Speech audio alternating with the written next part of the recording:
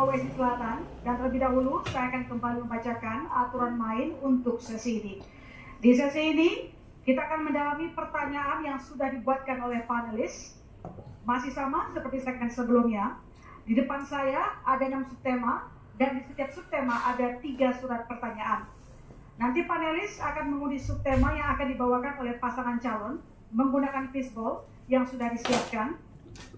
Setelah itu, pasangan calon akan mengundi amplop pertanyaan yang ada pada subtema yang sudah diundi panelis dengan memilih bola pada fishbowl. Paslon akan menjawab setiap pertanyaan dan kami beri waktu 120 detik dan paslon lain yang menanggapi 60 detik, kemudian ditanggapi kembali 60 detik. Kepada panelis Firdaus Muhammad, dipersilakan naik ke atas panggung untuk mengambil undian subtema yang akan dibawakan oleh paslon 2.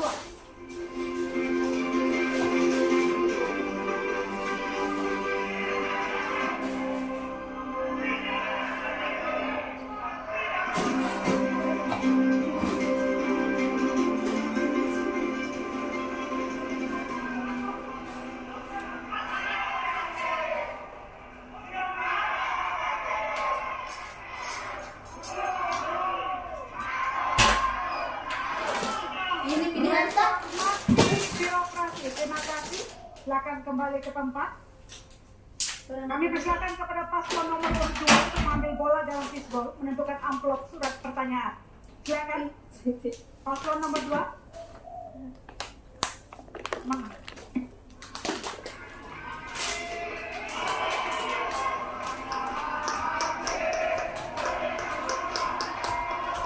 B. Baik. Reformasi birokrasi yang B. Masih tersegel, Bapak Ibu? Saya bacakan.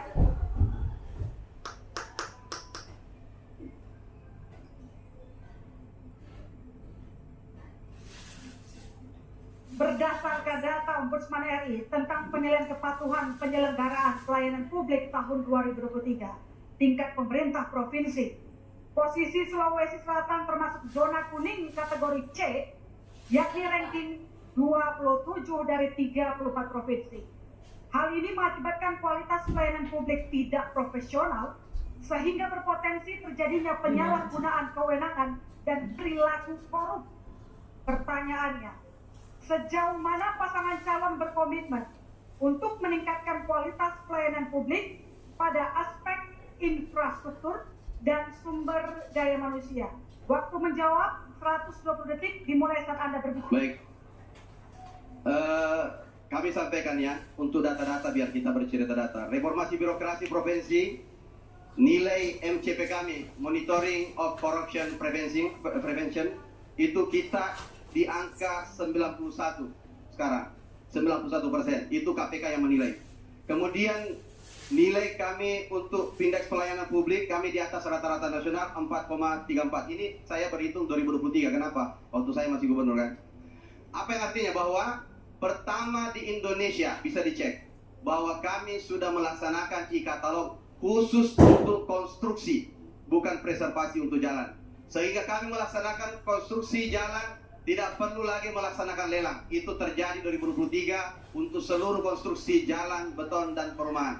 Artinya apa? Memberikan akses seluas-luasnya kepada siapa saja untuk kemudian memiliki trust publik karena kita laksanakan secara transparansi. Dan perlu saya sampaikan bahwa dengan adanya digitalisasi sistem pengadaan barang dan jasa, kami mendapatkan apresiasi terbesar di LKPP dan menjadikan Sulawesi Selatan menjadi zona pembelajaran untuk e-katalog untuk konstruksi di bidang pelayanan pengadaan barang dan jasa. Yang lain perlu saya sampaikan bahwa merit system kami adalah nilainya adalah sangat baik. Kami perlu sampaikan sangat baik itu adalah peringkat ke-6 dan peringkat 5 dan peringkat ke-6 kalau tidak salah adalah masih di bawah kita masih ada Jakarta. Artinya kita menjadi pencontohan dan sepanjang saya gubernur kabupaten kota mayoritasnya di Sulawesi Selatan datang untuk melaksanakan kerjasama dengan kita untuk pemanfaatan bagaimana pemberdayaan untuk SDM dan peningkatan sistem nilai merit system kita. Artinya bahwa apa yang kami lakukan, reformasi birokrasi dan digitalisasi telah mempercepat akses layanan untuk pembangunan dan bagaimana memajukan Sulawesi Selatan yang lebih baik. Baik, terima kasih. Kepada paslon 1, dipersilakan menanggapi, durasinya 60 detik. Ya, ketika kita bicara soal reformasi birokrasi, saya kira fungsinya, substansinya adalah pelayanan.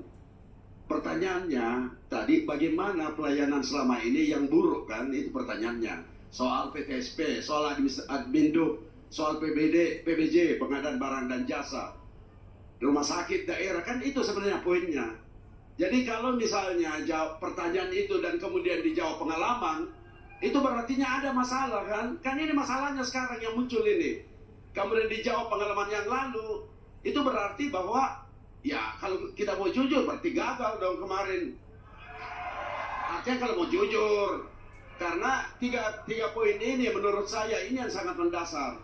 Saya kebetulan pernah 4 tahun mendampingi soal pelayanan publik ini, dan menurut saya memang ini satu persoalan karena kultur, karena political will, karena macam-macam sebenarnya masalahnya di situ. Baik, waktu.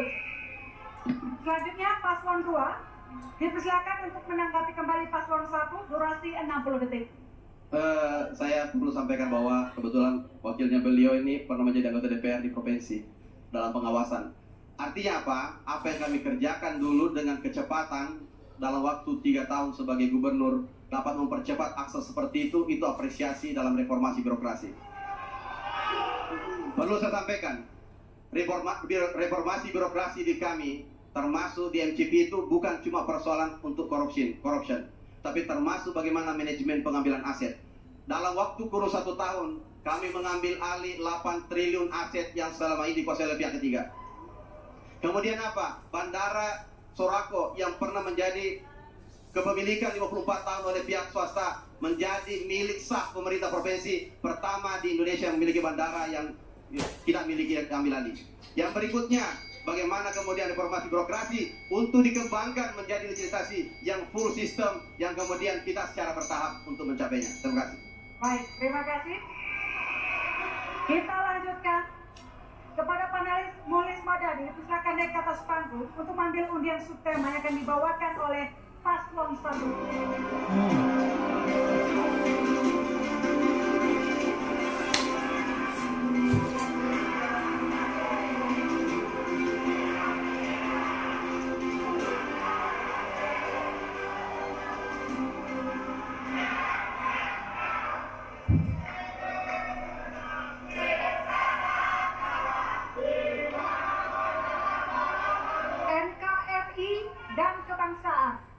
Terima kasih, silakan kembali ke tempat duduk dan saya persilakan kepada paslon nomor urut 1 mengambil bola dalam fishbowl, menentukan amplop surat pertanyaan.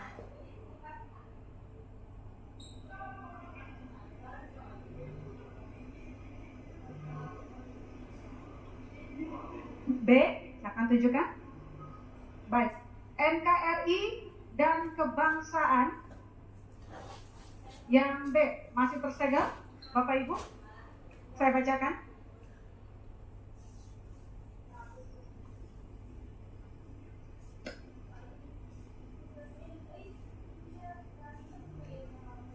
Moderasi beragama menjadi tawaran pemerintah dalam menjaga komitmen kebangsaan, toleransi, anti kekerasan, serta penerimaan identitas lokalitas sebagai perekat NKRI.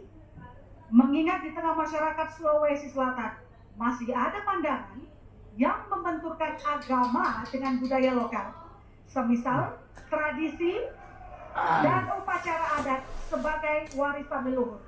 Pertanyaannya, bagaimana komitmen dan upaya paslon merawat kearifan lokal masyarakat Sulawesi Selatan? Waktu menjawab 120 detik. Selama di Kota Makassar kita membuat sebuah ekosistem moderasi dan toleransi yang sangat baik. Pada saat saya masuk, Makassar masuk 10 besar kota intoleran. Hanya dalam 1 tahun dia keluar dari siklus 10 besar intoleran. Alhamdulillah, bukan hanya itu, tapi penghargaan kepada agama, etik, dan lain-lain, saya kira itu menjadi hal yang paling utama dengan kami. Kami membuat program perkuatan keimanan umat, di mana seluruh umat beragama bekerja masing-masing mengurus umatnya. Kemudian kami mengabadikan semua keistimewaan Sulawesi Selatan. Kami bangun rumah Toraja, utuh ada tenun bunganya, utuh ada ada apa namanya longanya, utuh dan sekarang menjadi kebanggaan Kota Makassar. Kami membangun pinisi di tengah kota untuk menjadi pelajaran bagi anak-anak kami di Kota Makassar. Ternyata moderasi dan penghargaan kepada keistimewaan budaya itu harus dengan pendidikan. Kami tiap hari 2.000 anak-anak menyaksikan pembuatan Rumah Toraja dan 2.000 anak-anak menyaksikan pembuatan pinisi. Sekarang kita menikmati pinisi di sepanjang Pantai Losari. Itu karena kebudayaan kita yang luar biasa. Bukan hanya itu, kita membuat sebuah festival F8. Sayangnya provinsi tidak pernah hadir. Seandainya provinsi hadir, di situ kita melihat bagaimana kita meramu kehebatan budaya kita yang luar biasa. Budaya Toraja, Bugis, Makassar, Mandar, dan budaya-budaya lain, termasuk budaya-budaya Kajang, budaya-budaya Tolotang, budaya-budaya yang begitu lengkap yang kita miliki. Kita satukan seluruh negara datang ke sini. 19 negara tahun ini, 48 perwakilan negara, lebih 100 daerah ikut. Sayangnya provinsi tidak lihat. Kalau seandainya provinsi lihat itu, saya kira ini Sulawesi Selatan sangat luar biasa dengan budayanya. Tunggu Mak, insya Allah di provinsi kita akan menjadikan budaya menjadi budaya unggul yang Waktu habis. Baik, kepada paslon 2 dipersilakan menanggapi, durasinya 60 detik. Jadi begini, kita ini selama saya menjabat gubernur, saya memberikan penganggaran Toraja itu 1,1 triliun dalam waktu selama periode kami. Ini salah satu terbesar yang ada di pilihan di Sulawesi Selatan selama kami menjabat. Kami membangun akses untuk subsidi penerbangan. Kita kasih tebus Bastem yang selama ini terisolir dan alamnya terus terbuka. Kemudian bagaimana kita membangun wisata ke Olon yang kemudian terisolir di sana. Apakah kemudian itu mencerminkan bahwa kita tidak memperhatikan bagaimana wilayah di Toraja? Yang berikutnya, kemudian indeks kerukunan kami kalau dilihat datanya adalah kita 72 menjadi 76%. Artinya ada peningkatan dalam 3 tahun masa kepemimpinan saya. Dan perlu saya sampaikan, berpolitiklah tanpa hoax. Selesai. Baik, terima kasih. Selanjutnya paslon 1 dipersilakan menanggapi kembali paslon 2. Cukup, durasinya 60 detik. Kita juga tahu bahwa banyak sekarang budaya-budaya yang luka. Waktu saya keliling daerah, begitu banyak orang mengeluh soal itu. Dan alhamdulillah, saya tidak peduli bagaimana urusan orang lain, urusan kota saya. Alhamdulillah, Tedong Bunga di Makassar masih utuh dengan baik.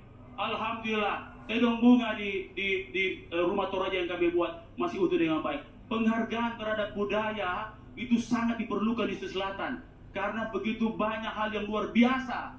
Kita terbukti di dunia budaya Bugis Makassar sangatlah luar biasa. Maka dengan itu saya ingin menyampaikan sebuah quote. Bergurulah dari sejarah, belajarlah dari budaya. Tanpa budaya, tanpa sejarah, masa depan tanpa arah. Baik, terima kasih.